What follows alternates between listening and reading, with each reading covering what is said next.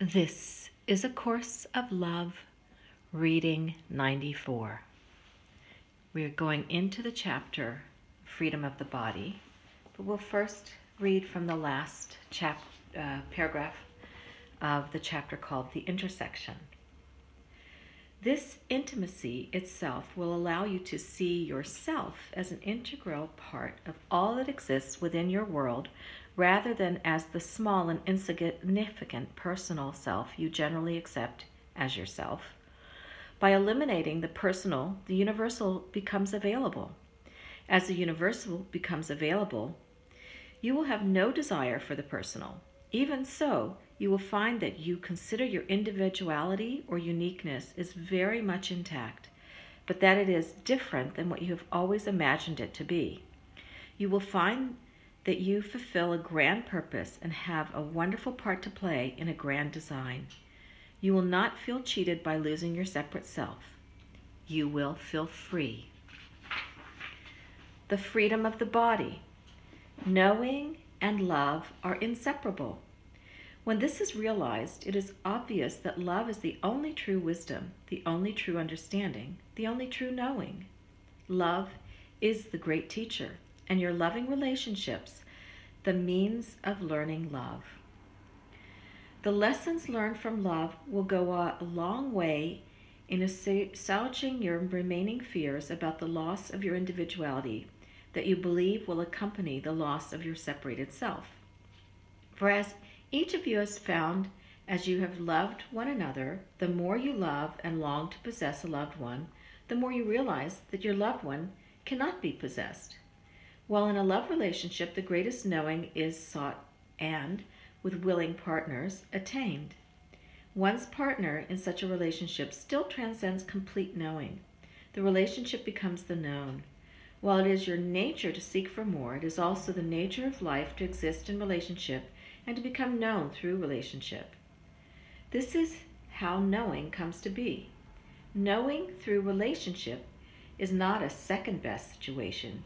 It is how life is. It is how life is. Thus, while your partner in love transcends total knowing, this too is how it is meant to be. Love inviolate. Each of you is love inviolate, yet relationally you may be able to read each other's thoughts, be cognizant of the slightest switch in mood, finish each other's sentences.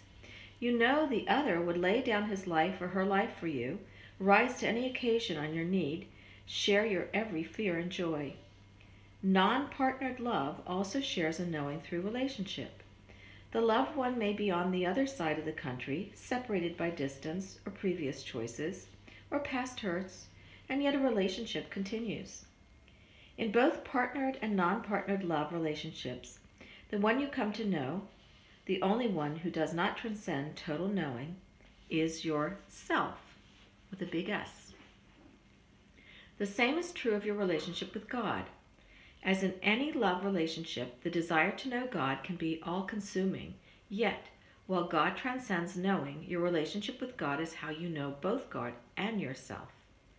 Let me remind you of a key learning aid discussed some pages back. You would not be other than you are.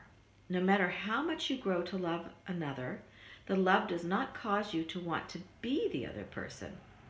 That love causes you to want to have a relationship with the other person.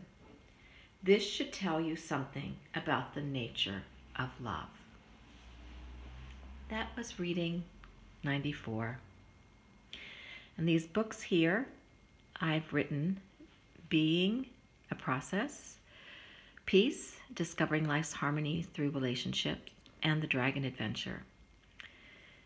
This one helps you get in touch with accepting your experience as reality.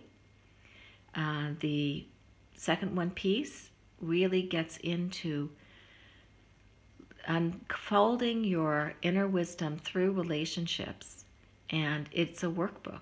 So you write your own personal wisdom and knowledge in the second book, Peace.